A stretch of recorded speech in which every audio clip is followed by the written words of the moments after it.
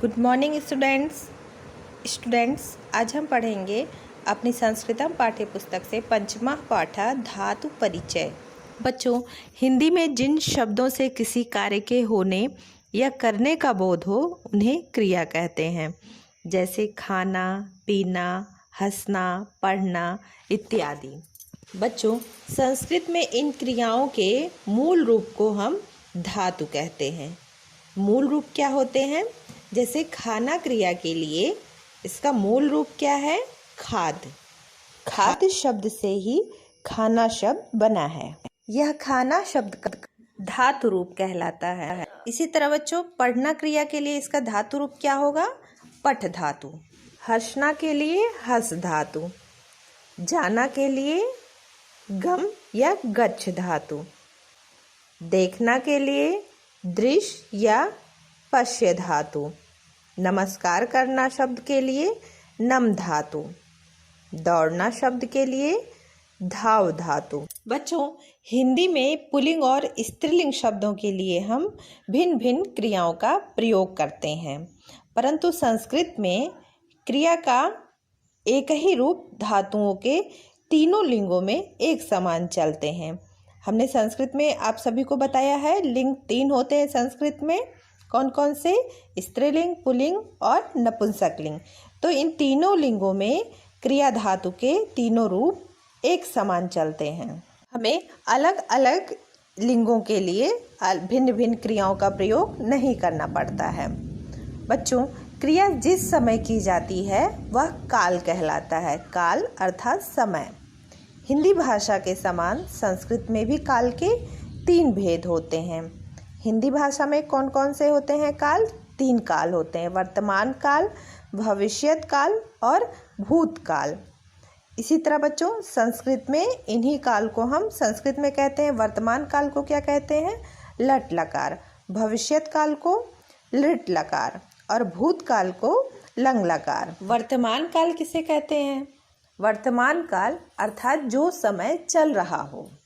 जैसे इस वर्तमान काल की क्रिया क्या होगी? खाता है, पीता है, नहाता है, जाता है, पढ़ता है इत्यादि। प्रायः वर्तमान काल की क्रियाओं के अंत में ता है, ती है, ते हैं इत्यादि आते। तो बच्चों, वर्तमान काल को हम संस्कृत में क्या कहते हैं? लट लकार। अब आइए लिट लकार के बारे में जानते हैं, अर्थात भविष्यत काल के बारे में।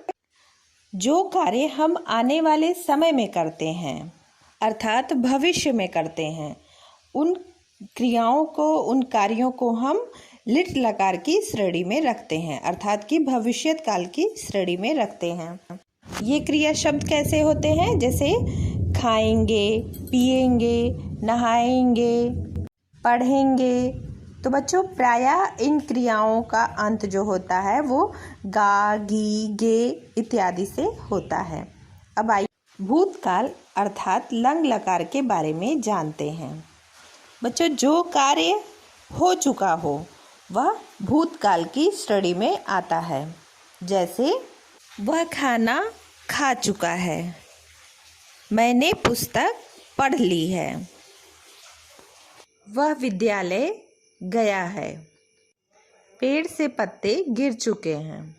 तो बच्चों, प्रायः जो क्रियाएं भूतकाल की होती हैं उनके अंत में चुका है, चुकी है, चुके हैं इत्यादि शब्द आते हैं। बच्चों, क्रिया अर्थात काम करने वाले को संस्कृत में पुरुष कहा जाता है। प्रत्येक लकार के 3 पुरुष होते हैं, अर्थात प्रत्येक समय में 3 पुरुष होते हैं। जैसे प्रथम पुरुष, मध्यम पुरुष और उत्तम पुरुष। और बच्चों, प्रत्येक पुरुष के 3 वचन होते हैं: एक वचन, द्विवचन और बहुवचन।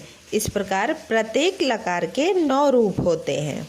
तो बच्चों, आज हम सबसे पहले लट लकार प्रथम पुरुष के विषय में जानेंगे। इसमें निम्नलिखित प्रत्यय जुड़ते हैं। प्रत्यय अर्थात कि जो शब्दों के अंत में जुड़ते हैं।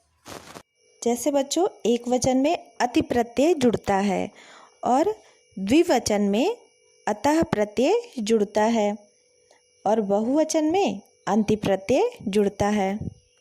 तो आइए बच्चों, सबसे पहले हम पठ धातु में इसका प्रयोग करते हैं। पठ धातु में यदि हम अति प्रत्यय जोड़ते हैं तो शब्द हमारा बनता है पठति, और पठति जो क्रिया है वह एक व्यक्ति के लिए प्रयोग की जाएगी। जैसे बालकः पठति, बालक पढ़ता है, यह एक वचन में प्रयोग किया गया है। और इसी तरह बच्चों, अगर हम पठ धातु में अतः प्रत्यय जोड़ते हैं तो शब्द बनेगा पठतः, और यह दो व्यक्तियों के लिए प्रयोग की जाएगी। जैसे बालकौ पठतः, अर्थात दो बालक पढ़ते हैं। इसी तरह बच्चों, यदि हम पठ धातु को अंति प्रत्यय से जोड़ते हैं तो शब्द बनता है पठन्ति। पठन्ति अर्थात अनेक लोग पढ़ते हैं। जैसे बालकाः पठन्ति, अनेक बालक पढ़ते हैं। तो इसी तरह बच्चों, कुछ प्रचलित धातुओं को हम प्रथम पुरुष में किस प्रकार प्रयोग किए जाते हैं, आइए जानते हैं। चल धातु अर्थात चलना क्रिया के लिए प्रथम पुरुष का एक वचन जो होगा वो चलति होगा, अर्थात कि चल धातु में अति प्रत्यय जुड़ा हुआ है।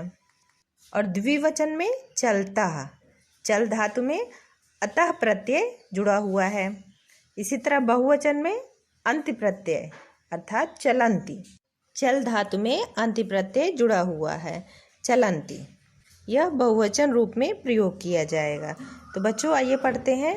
चलति चलता चलन्ति। इसी तरह खेल धातु के लिए खेलति खेलता खेलन्ति। हस धातु के लिए हसति हसता हसन्ति। गम धातु के लिए गच्छति गच्छता गच्छन्ति। इसी तरह पश्य धातु के लिए पश्यति पश्यता पश्यन्ति।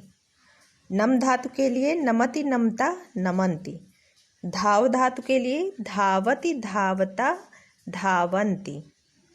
खाद धातु के लिए खादति खादता खादन्ति। पिब धातु के लिए पीबति पीबता पिबन्ति। भ्रम धातु के लिए भ्रमति भ्रमता भ्रमन्ति। तो बच्चों आज के लिए बस इतना ही। इस पाठ में आए अभ्यास कार्य को हम अगले वीडियो में करेंगे। आपका गृह कार्य है, आपको मैंने जो क्रिया धातु के प्रथम पुरुष में तीनों वचनों में रूप पढ़ाए हैं उन सभी को आप कॉपी में लिखिए, याद करिए और उसकी एक फ़ोटो खींचकर क्लास व्हाट्सएप ग्रुप में सुधार के लिए भेजिए। थैंक